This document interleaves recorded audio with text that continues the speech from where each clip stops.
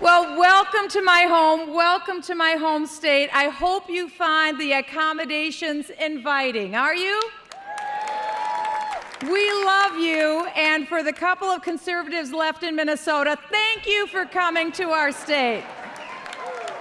No, actually, our ranks are big and they're growing. Thanks to you, the conservative voice is growing in Minnesota. So thank you, RightOnline, for coming to our great state.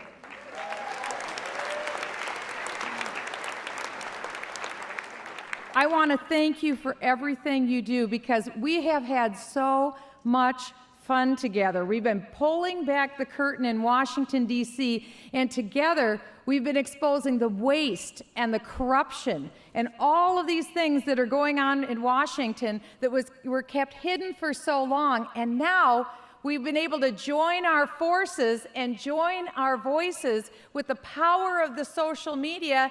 And now these people can't run and they can't hide. We're on to them. So good work. You're the best intrepid reporters I know, and I love you all. Thank you for being here. I don't know if you know, but there was a debate earlier this week. It was a presidential debate. It was sponsored by CNN, and it was in New Hampshire. And I don't know about you, I learned quite a lot during this debate. Number one, I learned that Newt prefers American Idol. Now, I don't know if you knew that. I didn't know that. I also learned that Ron Paul prefers the BlackBerry over the iPhone. And I also learned that Herm Cain likes deep dish pizza. So I don't know. And although I am a die-hard Johnny Cash fan, unfortunately the world now knows that I have Christmas with Elvis on my iPod. It is a little embarrassing. But I have to tell you, and I hope you can keep a secret, because I had a little case of the nerves before I went up there, and it really was centered on the fact that I thought they might ask the candidates the question, boxers or briefs? What's a girl supposed to do? You know, what are you supposed to do? But there were three things, though, that I did take away from that debate in New Hampshire. And I think the first thing is this. In sharp contrast to the current occupant of the White House, I think one thing that we saw, there is leadership on the part of the Republican Party. And I felt honored to be able to be on that stage.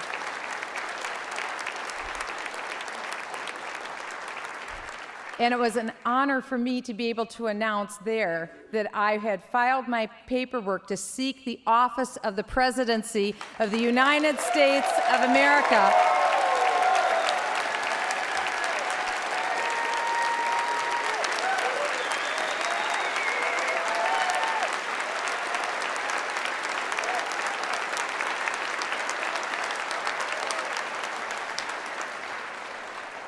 Well, you know, gee, maybe we could just take a vote right here and get the primary over with right now. What do you think?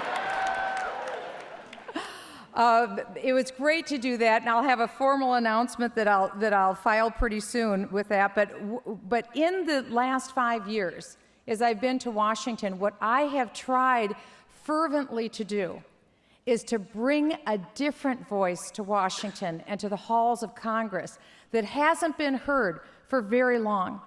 And now it is being heard. It is being taken seriously. And my goal is to take that voice to the White House where it hasn't been heard for a very long time.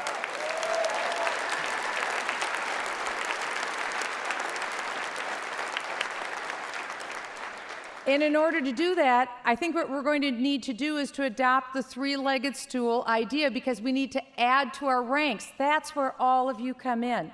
Because we have to have, in this election cycle, the strong, peace through strength conservatives. We need that leg.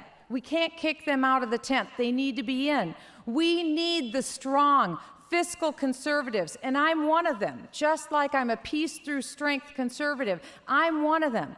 But we also need the social conservatives too, and I'm one of them. We can't kick them out of the tent. And we need the Tea Party movement in this election.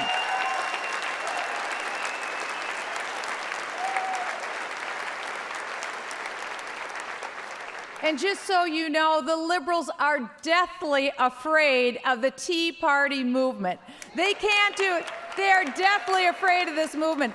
They want you to think that the Tea Party is just the right-wing fringe of the Republican Party. And I am here to tell you, I've been all across the country, the Tea Party movement is an idea. And it's an idea that is being embraced right now. And this is what is terrifying the left in their boots. They're quaking now because they see what we already knew, and it's this. The Tea Party movement is made up of disaffected Democrats. It's made up of independents. It's made up of people who've never been political a day in their life before. It's made up of libertarians, Republicans. This is a huge coalition that showed up in force in 2010. And I'm just here to tell you, this group is just getting steam. They're going to be present in 2012 and take that election by storm.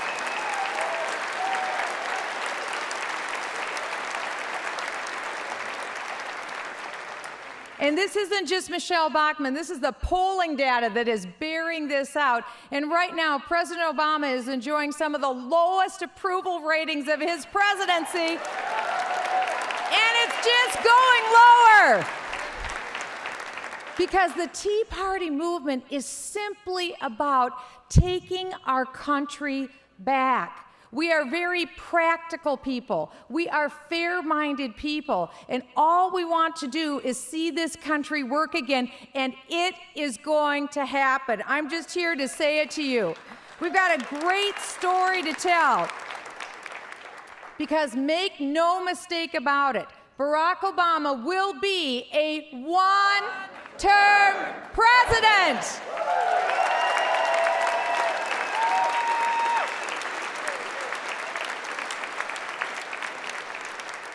And you know, I think the second thing we learned in the debate is the good people of New Hampshire reminded us that this economy will really be about jobs, or this election will really be about jobs and the economy. There's no way around it because the president has failed the country so miserably. You know, we are now 2 years into an economic recovery. Were you aware of that? We're 2 years into it. Now, normally when you go into a recovery, you begin to have a dramatic turnaround. In fact, you start adding jobs at hundreds of thousands of jobs a month. How's the president doing? Not so great. That's right. We're now approaching the Obama trench of a double-dip recession. All the economists have said, oh, no, it's never going to happen. It's happening. And that explains why people are so worried today about their retirement. Are you talking to people about that? I am, all across America. That's why they're so worried. They had dreams for their children. They see those dreams falling apart. Those people are the voters that I believe we can capture with our positive message in 2012. And I think also it's about how we're going to reverse this trend. You've already talked about it all this morning, about job creation. I'm a job creator. My husband and I started from scratch a company, and we like profit. And we like people who turn a profit. How about that? Americans for Prosperity. What a concept. It's a powerful story. It's a positive story. And it's one that Barack Obama cannot tell because he has this big F on his report card right now. So he cannot tell that story. We're in the perfect position to tell that story to America. And if you want to sum up this election, I think, in some of the most simple terms, think of it this way. On the day that Barack Obama took office, the price of a gallon of gasoline was $1.79 a gallon. Today it's about $3.75. 10 days after the election, do you know what the price of gold was? It was $940 an ounce. Today it's $1,500 an ounce.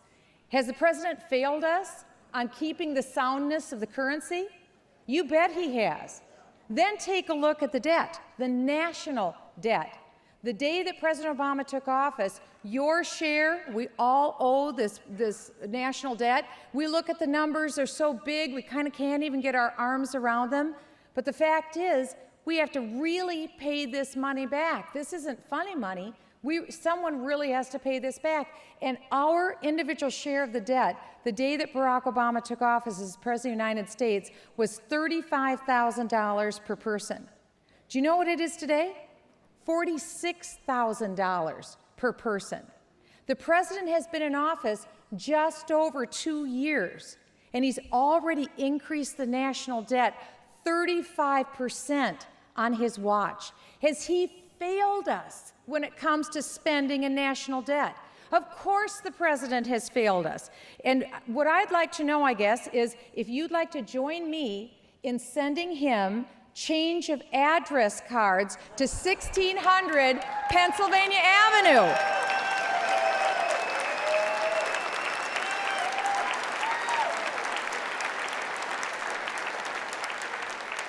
Because I think never has this discussion been more important than the signature issue of President Obama's tenure as president as the issue of Obamacare. Now, you've probably talked about this already a little bit today, but you cannot talk about this issue enough as far as I'm concerned, because Obamacare, the government takeover of health care, the American version of socialized medicine, and I am proud to say it because that's exactly what it is. Obamacare is the symbol of the difference between constitutional conservatives and the liberal left. Whether you're talking about spending or debt or jobs or government overreach, Obamacare says it all. And the liberals have been very busy prior to this most recent scandal in Washington, D.C., and when don't we have one? But the liberals were busy scaring senior citizens over the issue of Medicare. Do you remember that fight? They're itching to get back to that fight. But there's a story that I want all of you to go out and tell. Because just like Andrew Breitbart told you last night, get off your heels. Stop being on defense. Be on offense. Because on Medicare, we've got the story that we need to tell. And this is it. 2 weeks ago, I was in a closed-door private meeting at the White House with Barack Obama. And in that meeting, the president was asked, not once, not twice, but 3 times, Mr. President, what is your plan on Medicare?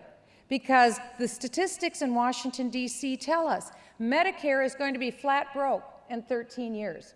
Flat broke. Then what do senior citizens do in this country? So, Mr. President, what's your plan? And of course, he was dancing around the question. He didn't want to give an answer. Even though the media weren't present in the room, he still didn't want to give an answer. But the answer was no. He does not have a plan. But something was very revealing in the comments that the president said. He mumbled, but we have Obamacare. And this is something that's very serious that hasn't come out yet. Because President Obama and his liberal compatriots want you to think that Medicare is going to continue to go on as it currently is for senior citizens if Barack Obama stays in power. Here's the dirty little secret that I hope all of you start to tell the world.